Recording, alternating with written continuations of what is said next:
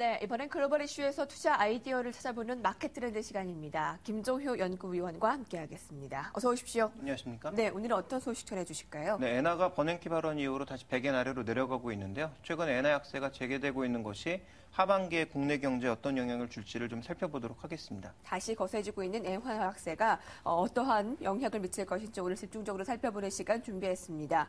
먼저 엔화의 장기 전망이 가장 중요하지 않을까 싶은데요. 그래야 우리가 흐름을 이해할 수 있을 테니까요. 네, 엔화의 그 장기 흐름을 월봉으로 살펴보시면 최근에 꾸준하게 이어지던 엔화 강세 흐름이 바뀌고 있는 국면이 전개가 되고 있죠. 그래서 이것이 지금 이 하락 추세대 상단 정도까지만 올라도 한 110엔 정도고요.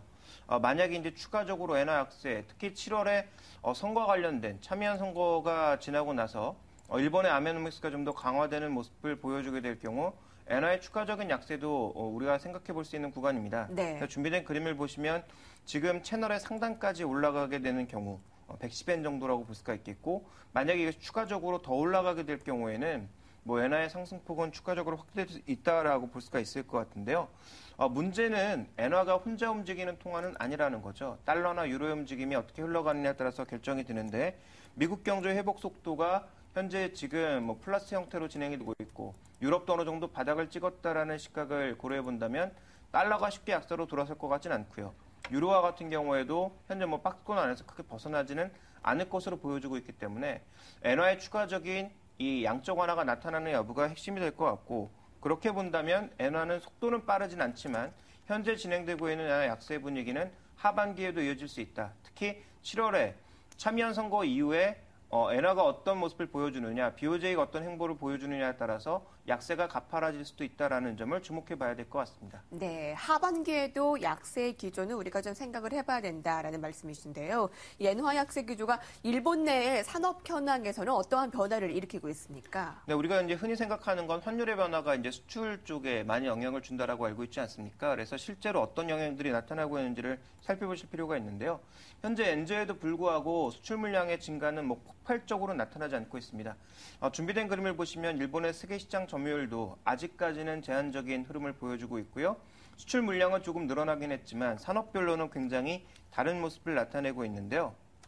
하반기에는 이 수출 단가가 빠르게 내려갈 가능성을 생각해 봐야 될 것 같습니다. 지금 이 표시되고 있는 수출 단가는 달러로 표시했을 때는 분명히 가격이 낮아지고 있지만 엔화를 표시했을 때는 올라가고 있는 모습들, 반대의 모습이 연출이 되고 있는데, 문제는 이 속도가 하반기에 더 가파라질 거냐 여부를 우리가 좀 살펴봐야 될 것 같은데요. 그동안 일본 기업들은 엔화 약세에도 불구하고 달러 표시 수출 단가가 그렇게 많이 낮아지지 않았는데, 그 이유는 우리가 이익에서 찾아볼 수가 있습니다. 결국은 일본 기업들의 이익이 순이익으로 흑자로 돌아서지 못하면서 지금까지는 엔화 약세에도 불구하고 수출 단가를 많이 낮추지 않았는데, 올해 들어서부터는 영업이익률이 플러스로 반전하고 있는 그런 모습이거든요. 그러니까 흑자 기업들이 많아지면서 이제 수출 단가를 조절할 가능성이 있다라는 점을 주목해 봐야 될 것 같고요.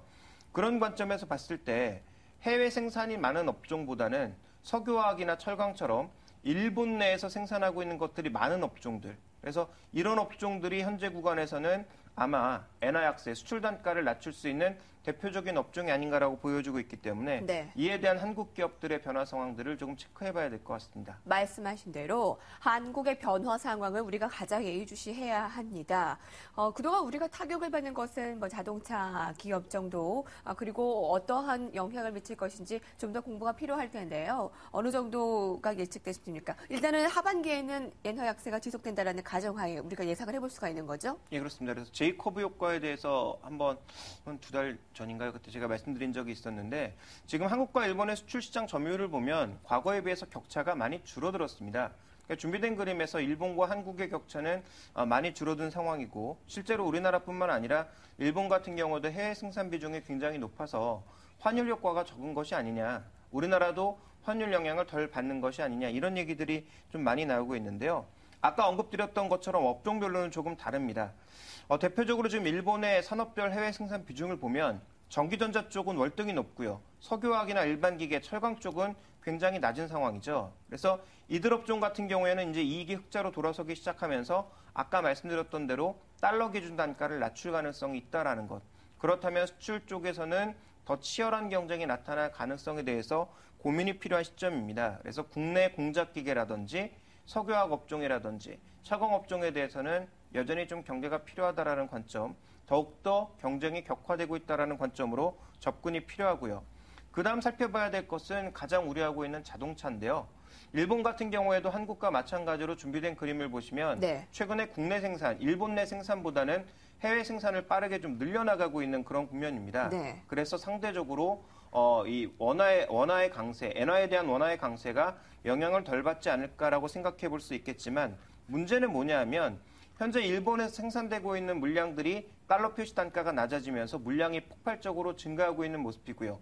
우리나라보다 일본의 신차 라인업이 더 빠르게 증가하고 있는 모습을 보여주고 있기 때문에 자동차에 대해서는 환율과 관련된 가격 요인보다는 오히려 신차 라인업들을 포함한 모멘텀적인 요인들을 좀 더 살펴봐야 되겠다라고 판단하고 있습니다. 네. 그래서 미국 시장을 비롯한 유럽과 같은 주요 시장에서 일본과의 경쟁 강도가 높아지면서 현대차나 기아차의 영업이익률이 떨어질 가능성에 대한 고민이 필요하다. 그래서 이머징에선 분명히 좋아지고 있지만 선진국에서의 경쟁 격화 가능성을 본다면 이에 대한 대비가 충분히 필요하지 않나. 그래서 결론적으로 기계업종, 석유화학 업종, 자동차 업종에 대해서는 우리가 좀 경계감이 필요하다라는 관점으로 접근을 해야 될 것 같습니다. 네, 알겠습니다.